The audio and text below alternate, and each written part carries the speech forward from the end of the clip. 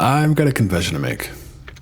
We moved into this house about 3 years ago, and the unfinished portion of the basement has been, well, a bit neglected. But today, we are building storage, and in this corner is where the storage will go. And this is what it will look like when we're finished. But it starts with bringing the wood in. And while I bring the wood in, I wanted to take a moment and just thank everyone for their amazing support and kind words in the comments.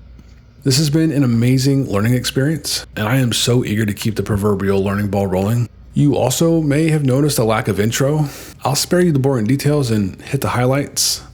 I wasn't in love with the sound quality I was getting with the mic I was using. I have switched to a mic that feeds directly into my PC, and since I currently film on my phone, standing in front of my workbench or finished product and talking to the camera just isn't going to work right now. I hope you don't mind the change up for right now, but I think it's pretty cool that you all get to see someone figure this out in real time.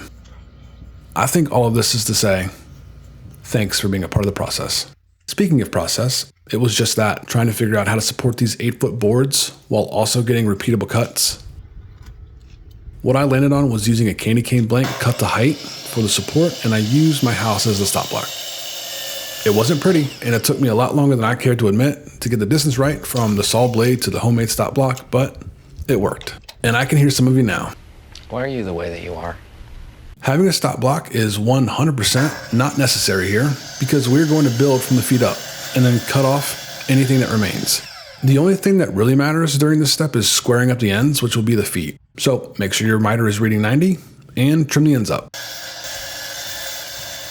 I then made the same mistake and readjusted the distance from the blade to the wall to cut the length of the 6 horizontal supports. If I'm rebuilding this, I'm trimming one end and putting it into place using the jig that I made and using that to set the other end cut. That will make more sense in a second when we get to assembly. The vertical supports were not perfectly straight, which caused me to use the method I just described anyway. I could have avoided a lot of headache up front had I just started with said method. I made 3 jigs to help repeatify the assembly process. I know repeatify isn't a word, but it seems appropriate here and I like the way it sounds. Jig A sets the distance for the first horizontal crosspiece and it references from the feet, so it's cut to 16 inches. Jig B is a cut piece of 2x4 that acts as a positive stop when aligning the crosspieces because we need room for the side pieces at the end. Jig C is cut to 20 inches and that sets the height for the subsequent crosspieces. I learn better by watching, so let's see these jigs in action.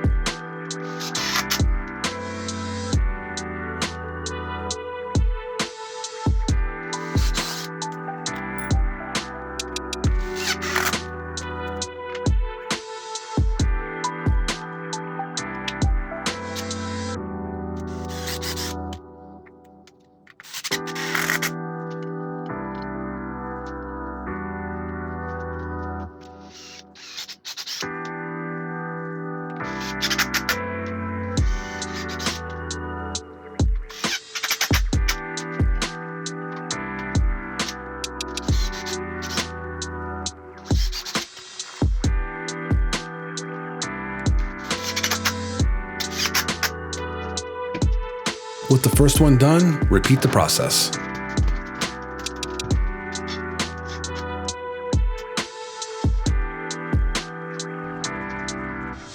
Chances are, if you have your plywood cut, both halves aren't going to be identical. I got the front and back into a stable position and started putting the plywood in.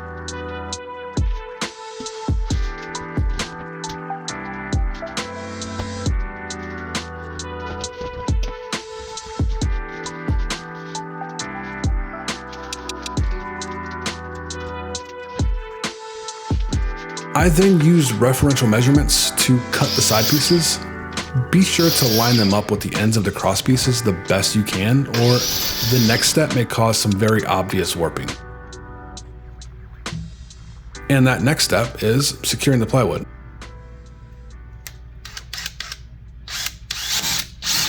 I used what I had, which were these 1-inch Robertson screws. I would advise laying a screw out in every spot you want and go around and pre-drill all your holes and then go through and drive all your screws. Doing it the way I show will take longer, and I thought I was being helpful by showing you a close-up of this process. I also may or may not regret not taking my own advice, but something hindsight.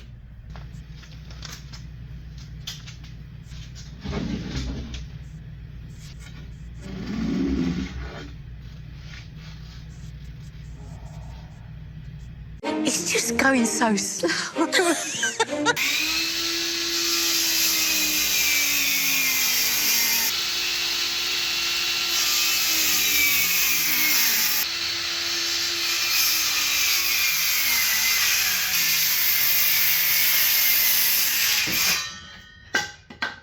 The next step is optional, but I wanted to sand the rough bits to make it more pleasurable to interact with. I also think it looks better. It's all optional though, isn't it? Nothing matters. We are specks of dust floating through space. On the same page. What's the point of even being alive?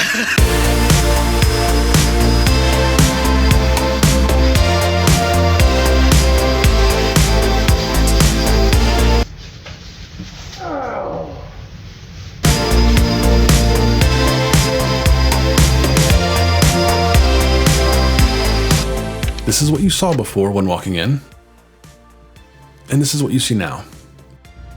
It feels so different down here. I think it turned out really well. I like to garden, so I can't wait to tackle some similar projects in the spring for some potting stations and garden storage. If those kinds of projects sound interesting to you and you'd like to see videos on those, let me know in the comments below. Thank you so much for liking, commenting, and subscribing, and I'll see you in the next one.